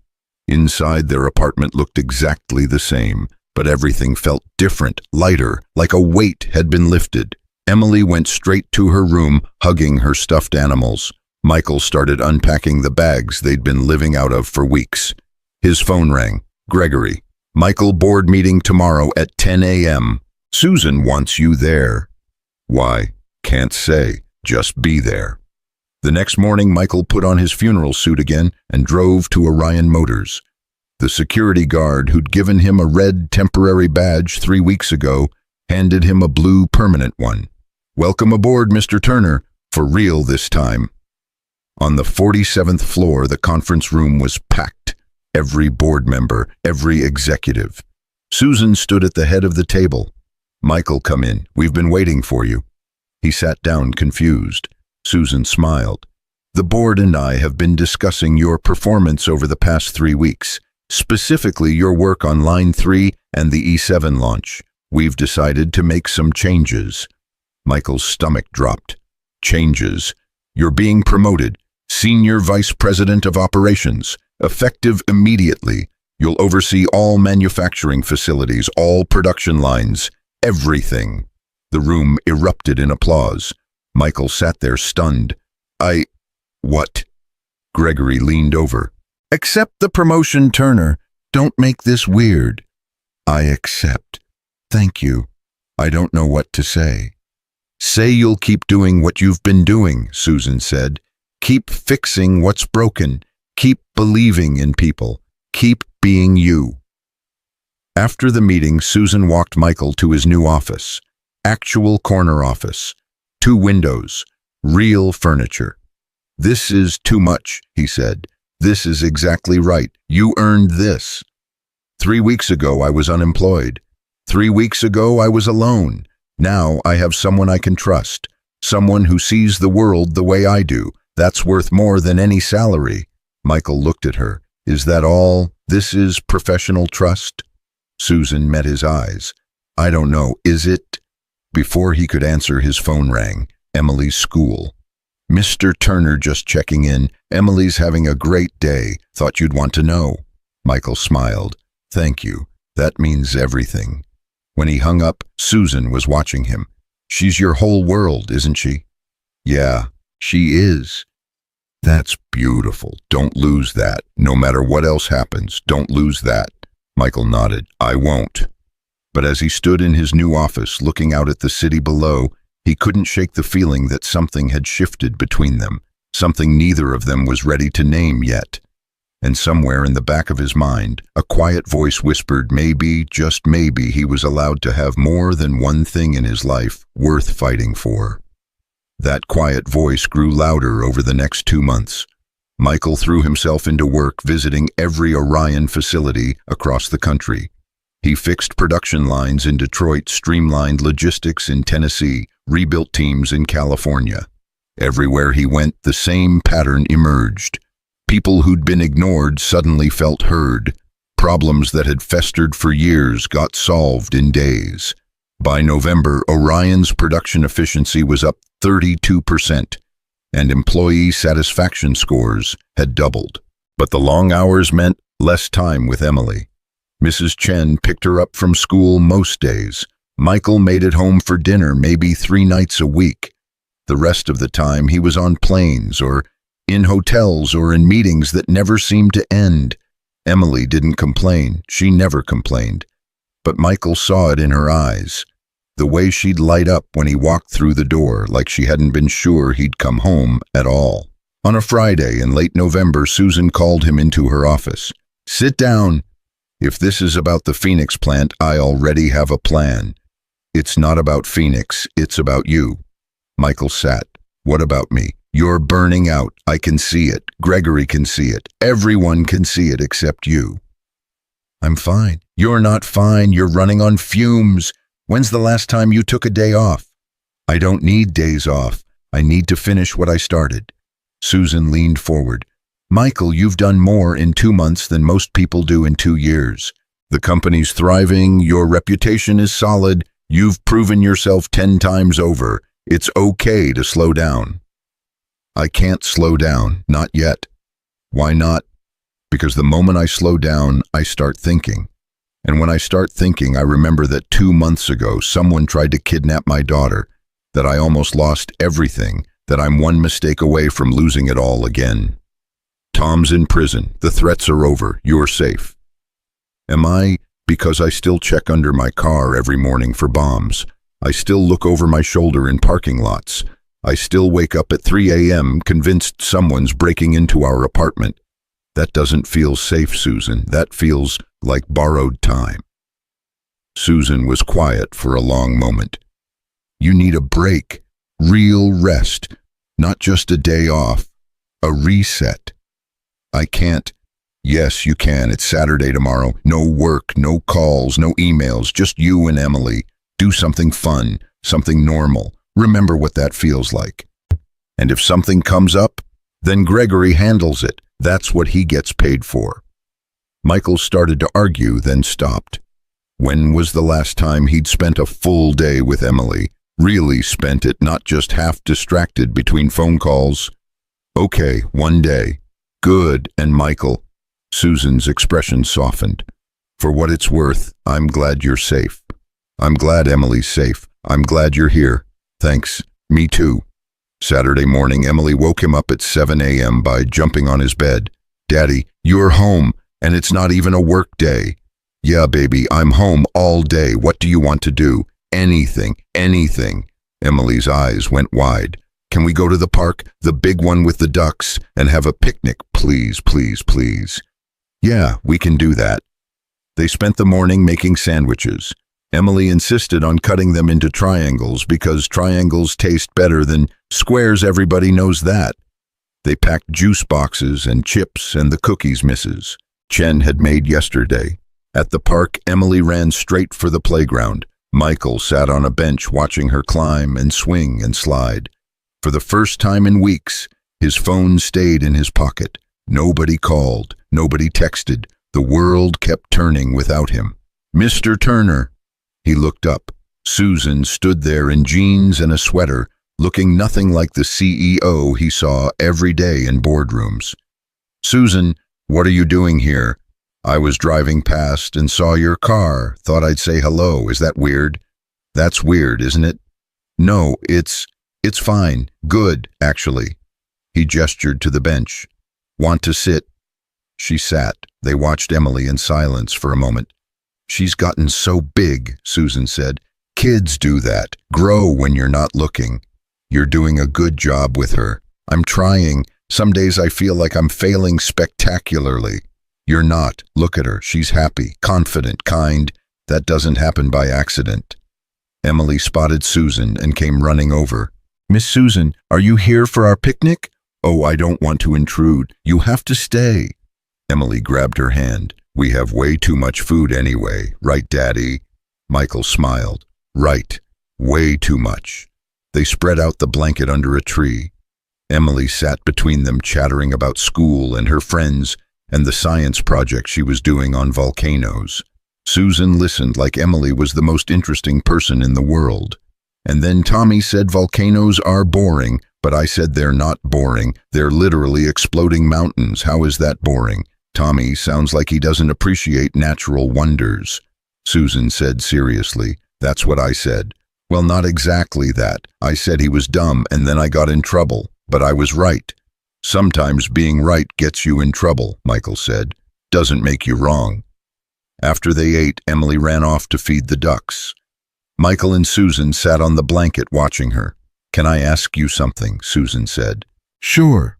Are you happy? I mean really happy, not just okay, I'm surviving happy." Michael considered this. "I'm grateful. Is that the same thing?" "I don't know, is it? When Rachel was sick, I used to think about what life would be like after. I couldn't imagine it, couldn't picture getting through a single day without her, and then she was gone and I had to do it anyway. Had to wake up and make breakfast and take Emily to school and pretend the world hadn't ended. For months I just went through the motions. Surviving. Then I met you, got this job, everything changed. So yeah, I'm grateful, but happy." He shook his head. "I don't know if I remember how to be happy." Susan picked at the grass. "I know what you mean. I built this whole empire, achieved everything I said I would, made more money than I could spend in 10 lifetimes. And I'm lonely, Michael. So lonely it hurts. I go home every night to an empty penthouse. I eat dinner alone. I watch TV alone. I fall asleep alone. And I think, what's the point? What am I doing all this for if there's no one to share it with? You could have anyone you want." "Could I?" "Because every man I've dated in the past 10 years wanted the CEO, not Susan. They wanted the money, the status, the connections. Nobody wanted me, just me sitting in a park eating triangle sandwiches." Michael looked at her. "I like you sitting in a park eating triangle sandwiches." Yeah, you're real here, not performing, not being perfect, just being." Susan met his eyes. Something passed between them, something neither of them was ready to name yet. Emily came running back. "Daddy, the ducks ate all the bread. Can we get ice cream now?" "Sure, baby." They walked to the ice cream truck. Emily ordered chocolate. Michael got vanilla. Susan got strawberry. They sat on a different bench, eating in comfortable silence. "Miss Susan," Emily said. "Yes, sweetie. Do you like my dad?" Susan nearly choked on her ice cream. "What? Like him, the way grown-ups do?" Michael's face went red. That's not an appropriate question." "Why not? I'm just asking." Susan looked at Emily, then at Michael. "Yeah, I like your dad. Is that okay with you?" Emily considered this seriously. "Do you make him happy?" "I hope so. Does he seem happy when he talks about me?" "Sometimes he smiles when you call, like a secret smile. He thinks I don't notice, but I do." Michael covered his face with his hands. "Can we please talk about anything else?" "No," Emily said. "This is important. Miss Susan, if you like my dad, and he likes you back, which I think he does, even though he won't say it. Why don't you just be together?" "It's complicated, sweetie." "Why? Because I'm his boss. Because there are rules about these things. Because you're scared." Emily interrupted. Like when I didn't want to try the monkey bars because I thought I'd fall. But then Daddy said being scared is okay, doing it anyway is what matters. So maybe you should try the monkey bars. Susan laughed. That's actually very good advice. I know, I'm smart. Walking back to their cars later, Michael pulled Susan aside while Emily ran ahead. Sorry about that. She's been reading too many fairy tales lately. Don't apologize. She's right about most of it.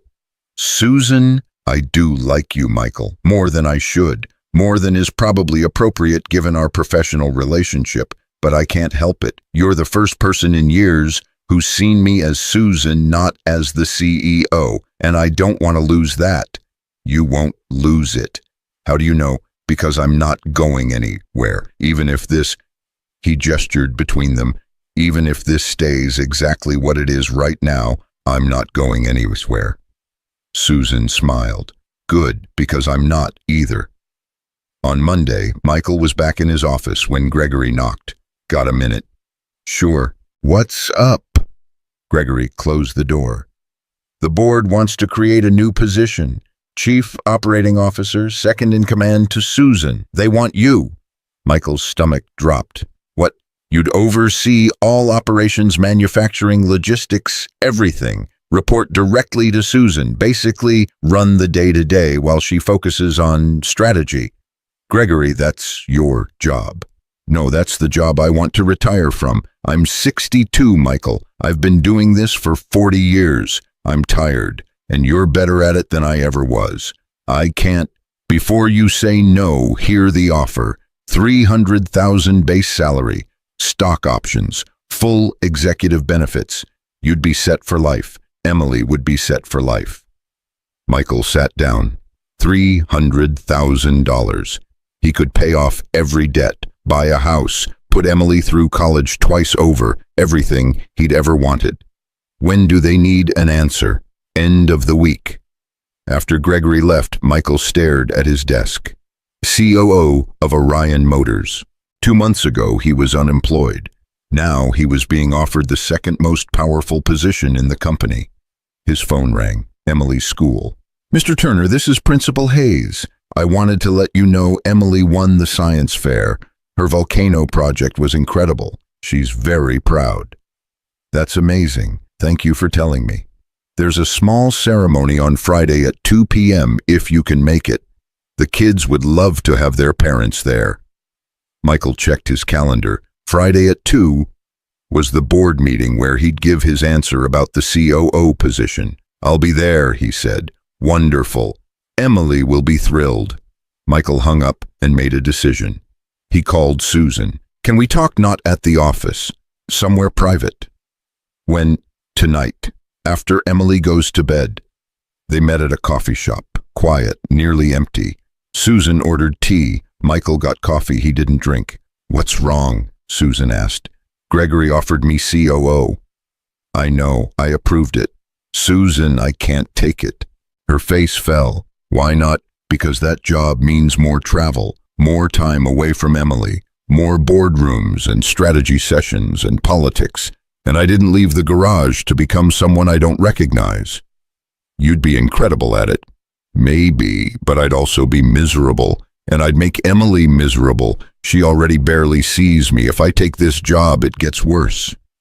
Susan was quiet. So what do you want? I want to build something with my hands, something real, something that helps people like me.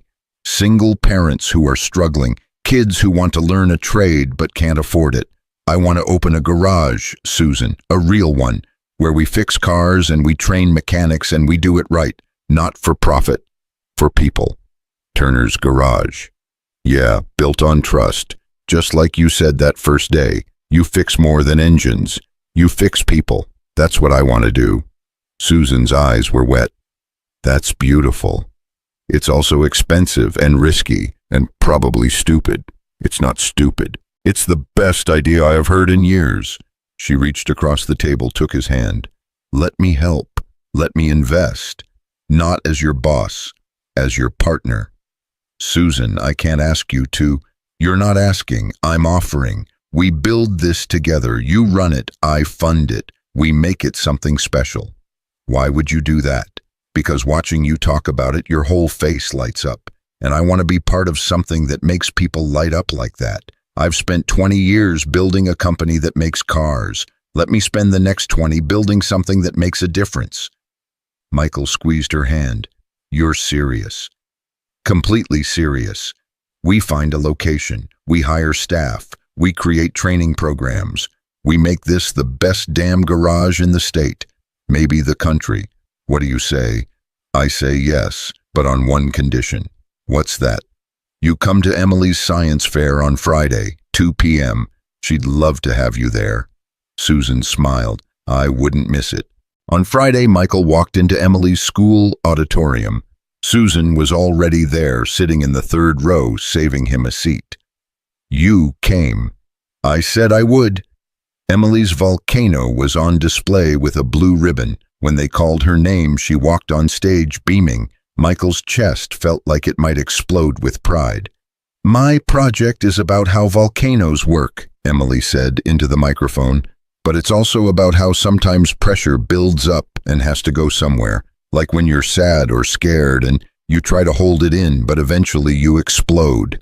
My dad taught me that. He said it's okay to let things out. That's what makes you strong, not weak. So this volcano is dedicated to my dad, who's the strongest person I know, even when he's scared. Michael's eyes burned. Beside him, Susan's hand found his. When the ceremony ended, Emily ran over. Did you see I won? I saw. I'm so proud of you. Miss Susan came too. I noticed. That was pretty special of her. Emily hugged them both. This is the best day ever. Walking out to the parking lot, Emily ran ahead. Susan and Michael hung back. You know what she said up there, Susan said, about pressure and letting things out. She's talking about you. I know. Are you okay? Yeah, I think I am. Michael looked at her.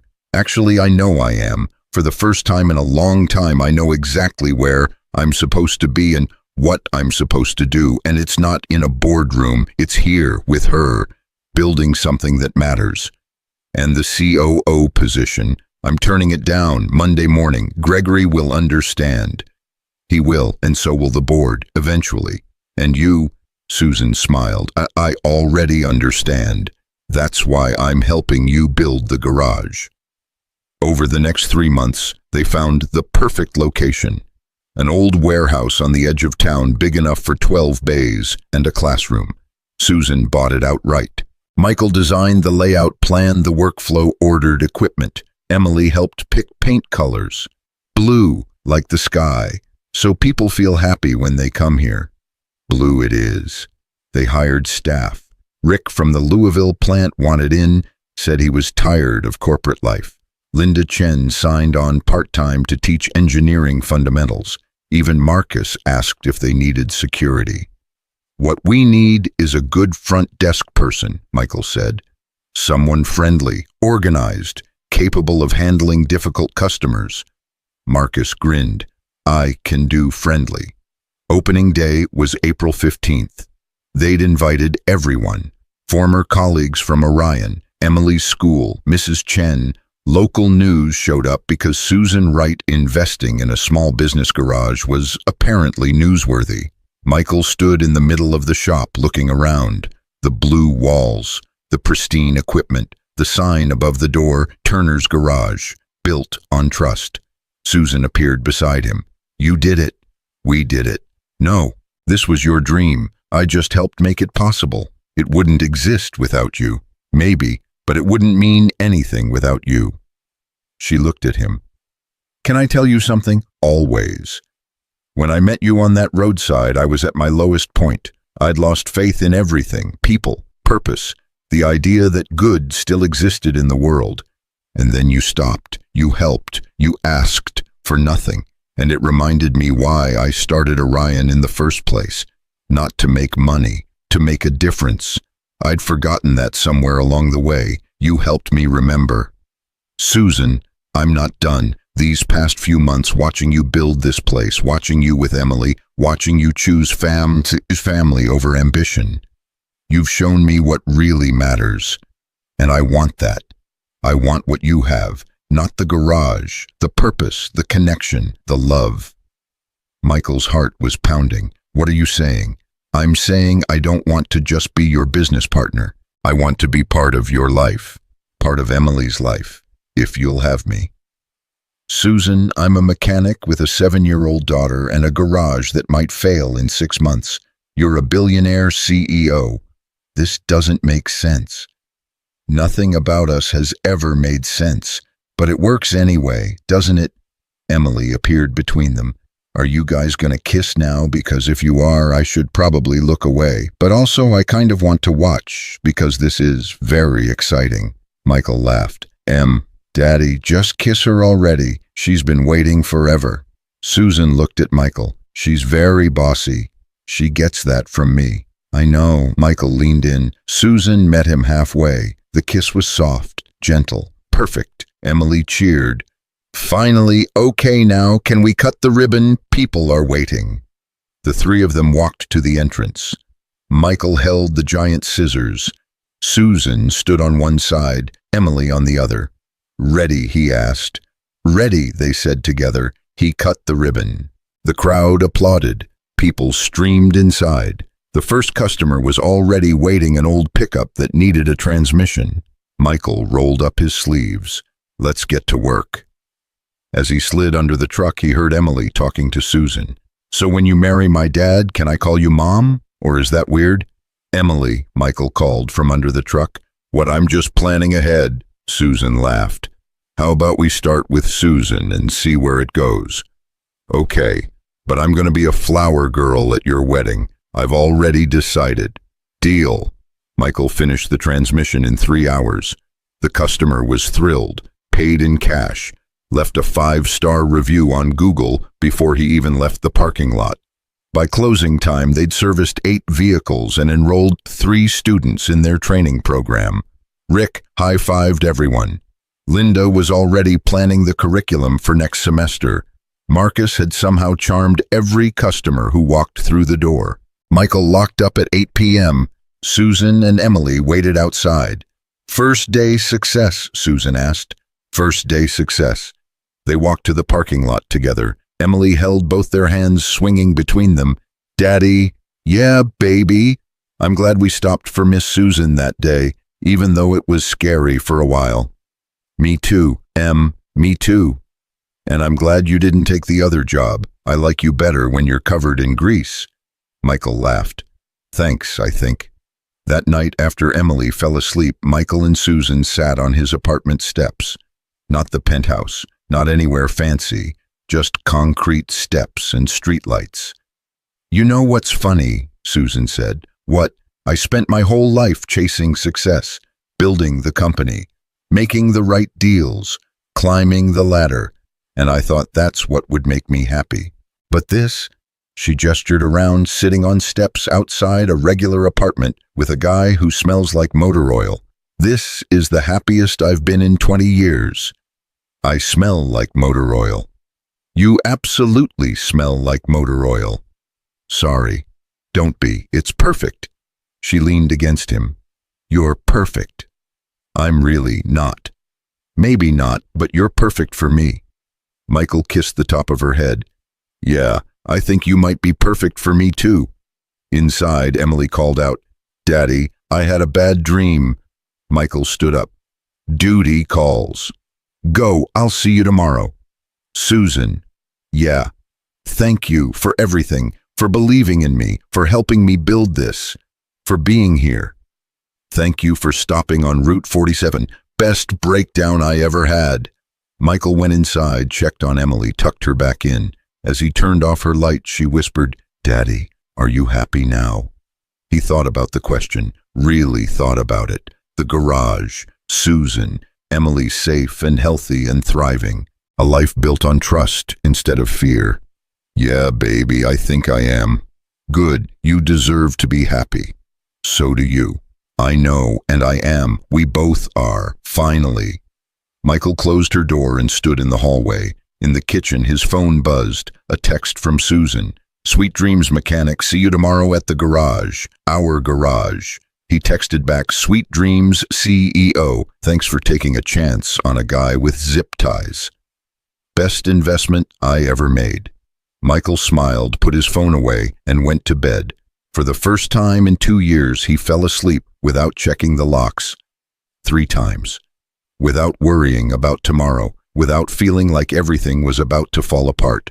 Because for the first time in 2 years, he wasn't just surviving, he was living, and that made all the difference. 6 months later, Turner's Garage had a waiting list. Word spread fast when you treated people right and fixed things properly the first time. Michael had to hire 2 more mechanics just to keep up with demand. The training program had 15 students, now kids from rough neighborhoods who needed a shot at something better. Emily started 3rd grade that fall. She wore her assistant mechanic badge to school on career day and gave a presentation about how her dad fixed broken things and broken people. Her teacher called it the best presentation she'd seen in 20 years of teaching. Susan spent 3 days a week at the garage now, not as CEO, just as Susan. She learned how to change oil, rotate tires, diagnose engine problems. Rick taught her everything patient as a saint. "You're getting good at this," Rick said one afternoon watching her torque lug nuts on a Honda Civic. "Don't sound so surprised." "I'm not surprised, just impressed. Most executives wouldn't get their hands dirty like this." "Most executives are missing out." Michael walked over, wiping grease off his hands. "Susan, you've got a call. Says it's urgent." She took the phone. "Susan, right, yes, what, when? I'll be there in 30 minutes. She hung up, her face pale. "What's wrong?" "The board. They're calling an emergency meeting, something about Orion's quarterly earnings." "Go, we've got things covered here." Susan grabbed her jacket, then stopped. "Michael, if this goes badly, it won't. But if it does, then we deal with it, together. That's what we do now, remember." She kissed him quickly. "I'll call you later."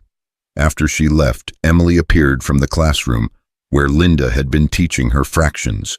"Where'd Miss Susan go?" "Work emergency." "Is she gonna be okay?" "I hope so, baby." But 3 hours later, Susan still hadn't called. Michael tried her cell, straight to voicemail. He tried her office. Assistant said she was in meetings, couldn't be disturbed. At 6 p.m., Michael closed up the garage, drove Emily home, made dinner, helped with homework, put her to bed. Still nothing from Susan. At 10 p.m., his phone finally rang. "Susan, thank God, what happened?" "The board voted me out." Michael's stomach dropped. "What hostile takeover, led by some of Tom's old allies. They've been planning this for months, buying up shares, building coalitions. Today they had enough votes. I'm out, Michael. Orion's gone." "Where are you?" "My car. In your parking lot, actually. I didn't know where else to go." "Come up, doors unlocked." 2 minutes later, Susan walked in. She looked destroyed, makeup smudged, eyes red, hair disheveled. Michael had never seen her like this. "I lost everything," she said. "The company, my reputation, 20 years of work, gone." "Susan, they're calling it a performance issue, saying I've been distracted, neglecting my duties. They're using the garage against me, saying I've been playing mechanic instead of running the company." "That's bullshit." "Is it? Maybe they're right. Maybe I have been distracted. Maybe I should have seen this coming." Michael pulled her into a hug. She collapsed against him, finally letting herself cry. "It's okay. Let it out." "It's not okay. Nothing's okay. I built that company from nothing. It was my whole life. And they took it. Just took it. Then we build something new. Something they can't take. Michael, I don't know if I have the energy to build anything else." "Then borrow mine. You did it for me. Let me do it for you." They sat on the couch. Susan curled against him. Eventually, she fell asleep. Michael stayed awake, holding her, thinking about Route 47 and broken down Bentleys, and how sometimes the worst days lead to the best things. Around 2 a.m., Emily padded out of her room. "Daddy, is Miss Susan okay?"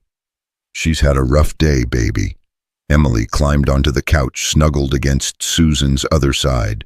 "We should make her breakfast tomorrow. with the fancy triangle toast. That always makes me feel better. That's a great idea. And we should tell her it's okay to be sad, like you told me when Mommy died. Michael kissed the top of Emily's head. You're pretty smart, you know that. I know, I get it from you. Morning came. Susan woke up to the smell of coffee and bacon. Emily was in the kitchen carefully arranging toast into triangles. Good morning, Miss Susan. We made you breakfast. Susan's eyes filled with tears. You guys didn't have to. Yes, we did, Emily said firmly. Because you're sad and sad people need triangle toast. That's science. They ate together. Susan picked at her food at first, then actually started eating. Color returned to her face. I'm sorry I fell apart last night, she said. Don't apologize, Michael said. You're allowed to fall apart. That's what people who love you are for, to catch you. Susan looked at him. Love me. Yeah, I love you. Should have said it sooner, but I'm saying it now. I love you, Susan, right. CEO or not, with Orion or without it. Doesn't matter to me. Emily bounced in her seat. I love you too. Can I say that? Is that allowed? Susan laughed through her tears. Yeah, sweetheart, that's allowed. And I love both of you so much it's kind of terrifying. Love is supposed to be scary, Emily said wisely. That's how you know it's real. Where'd you learn that? I don't know. I think I made it up, but it sounds right. After breakfast, Michael made a decision. Susan, come to the garage with me today. Michael, I look like a disaster. So come anyway. Get your hands dirty. Fix something. That always helps me think. At the garage, Rick took one look at Susan and handed her a wrench. Transmission rebuild on the Ford. Could use your help. Rick, I just lost my company. And that sucks, but this transmission still needs fixing. You in or out? Susan took the wrench. In. They worked side by side for hours. Susan's brain slowly quieted. The familiar rhythm of disassembly and repair took over. By lunchtime, she felt almost human again. Linda came over during break. I heard what happened. The board's making a mistake. Maybe, or maybe they're right. Maybe I wasn't focused enough. Bull, you were focused on the right things. They're focused on profit margins and quarterly reports. You were focused on people. That's why this place works. That's why we're all here. Marcus brought over sandwiches. Turner's Garage wouldn't exist without you. None of us would be here. That's worth more than any corporate title. Susan looked around at the team, at the garage they'd built together, at the students learning trades that would change their lives, at Michael covered in grease smiling at her from across the shop. You know what, she said. You're right. Screw the board. Screw Orion. I've got something better now. What's that? Linda asked. Family. Over the next few weeks, Susan threw herself into the garage. She worked alongside the mechanics, taught business classes to the students, even helped Marcus manage the front desk when things got busy. Without the pressure of running Orion, she relaxed, laughed more, smiled easier. Michael watched her transform from stressed CEO to happy human being.